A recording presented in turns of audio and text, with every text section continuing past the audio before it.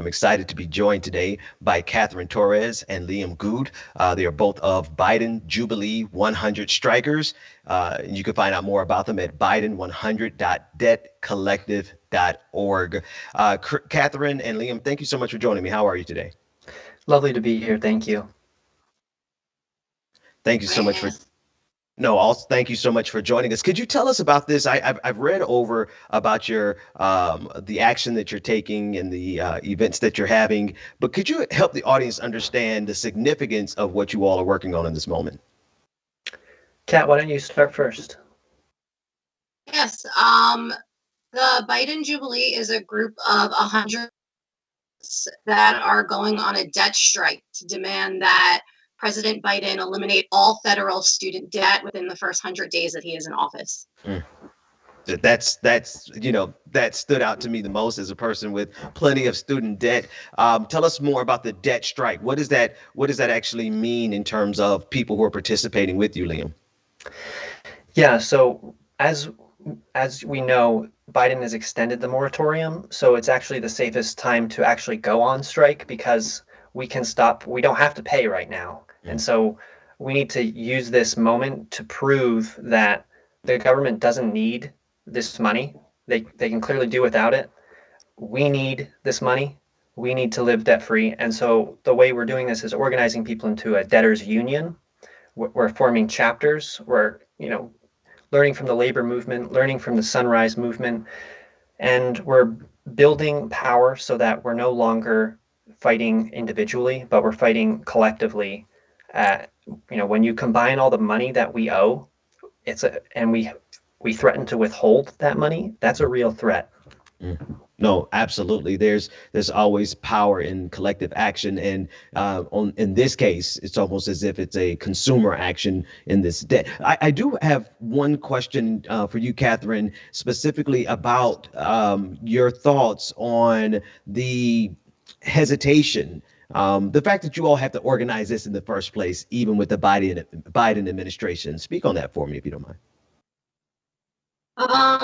Well, what I can say about a debt strike, personally, the way my story came about is I'm a former student of a for-profit college. I attended the Art Institute of California, Los Angeles. My school was sued for fraud by the Department of Education in 2011. So I began debt striking against my federal loans and my private loans in 2013. I joined up with the debt collective around that time. The issue with student loans, particularly federal student loans, is that due to years of deregulation of, allowing private companies to come in and manage education, they've been exploiting students. And over the years, we're seeing that this student debt is contributing to a giant racial gap in wealth. A lot of lower economic communities and poorer communities are being held back from owning homes, from starting businesses, from basically moving up. We tried 10 years ago to get the administration to try to dismiss the debt when it was at 1 trillion. Right now, we're about at 1.7 trillion. And a lot of people don't realize that the student debt crisis is actually mimicking the housing loan crisis that happened in 2000 and 2008. So if we don't do something about it now, we're going to face another economic collapse that, again, is going to disproportionately affect communities of color and, poorer communities. Right. And as we discuss those things, it's really clear the direct connection between that you link there, right? The way we could look at the housing crisis versus the oncoming student debt crisis. Liam, for me, that still begs the question: why are Democrats even, and not to get into the politics of it, but maybe even the economics of it, do they have a justifiable reason to offer us 10,000 or 50,000 versus the entirety of the student debt? Well, I think we need to look at who's saying it. Did they give us any reason? I don't recall Biden explaining why 10,000 was, and so I don't really know. I would be speculating otherwise. But the research shows that the more you forgive, the more equity this creates, the more this overcomes that racial and gendered wealth gap because women hold 2/3 of this debt totally, and then Black women hold the most debt.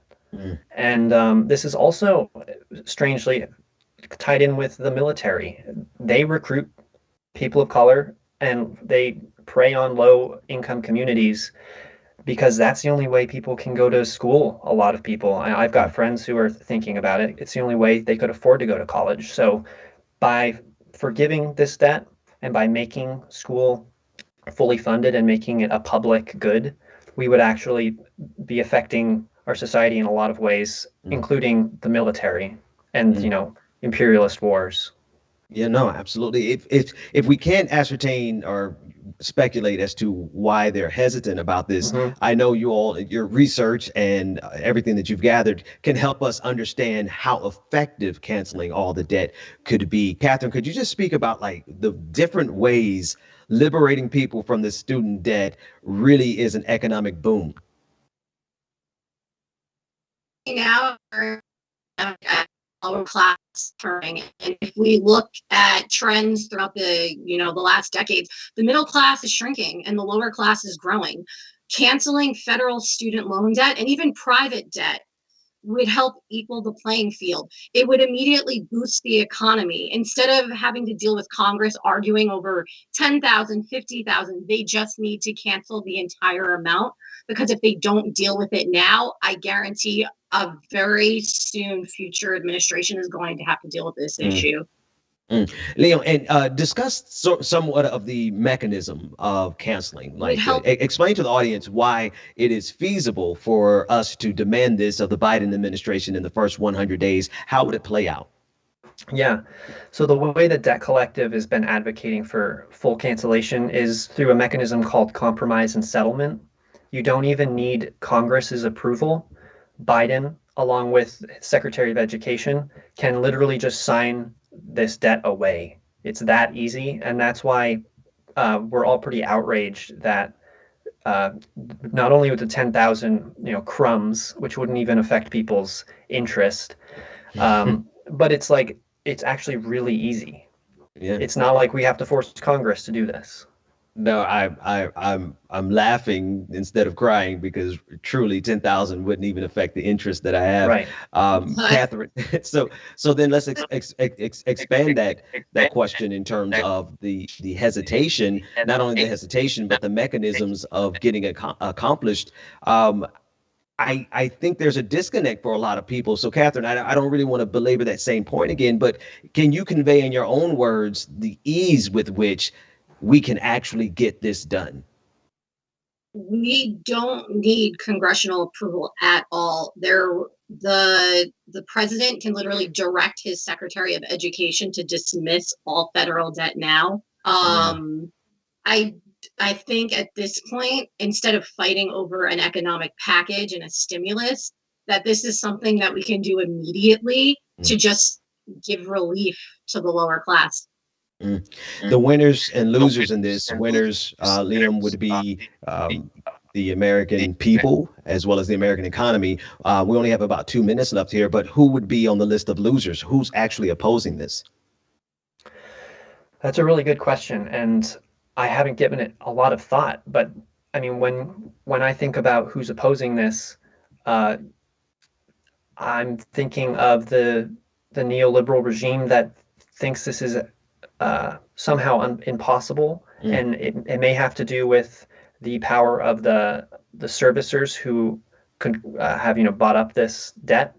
But I honestly, Kat, maybe you can speak to that because Mm. when I think of those who oppose it, um, it's usually just kind of moderate politicians. Mm. I Yeah. mean, I don't see it as there's actually losers in this. The only people that I feel losing are the people who dumb and kind of got the whole student debt crisis rolling. The only people that are opposing it right now are basically special interest groups that are lobbying our Congress members, for for-profit schools, businesses that exploited low income communities and had students sign up for predatory loans. Those are the only people that are losing. I think the benefit to the general public kind of outweighs any sort of argument that there's people that are going to be losing in this situation. Oh, no, absolutely. Absolutely. Catherine Torres and Liam Gude, thank you so much for the work that you're doing. Tell everyone really quickly the best way they can join in. Thanks for having us. The best way to join would be going to the Debt Collective's website and signing up to join the union and join onto these calls. You'll sign the petition, pass the petition on, and when you get onto these calls, we've got working groups and we've got a lot of different ways, low risk and larger things to take on. Absolutely. Lots of different ways.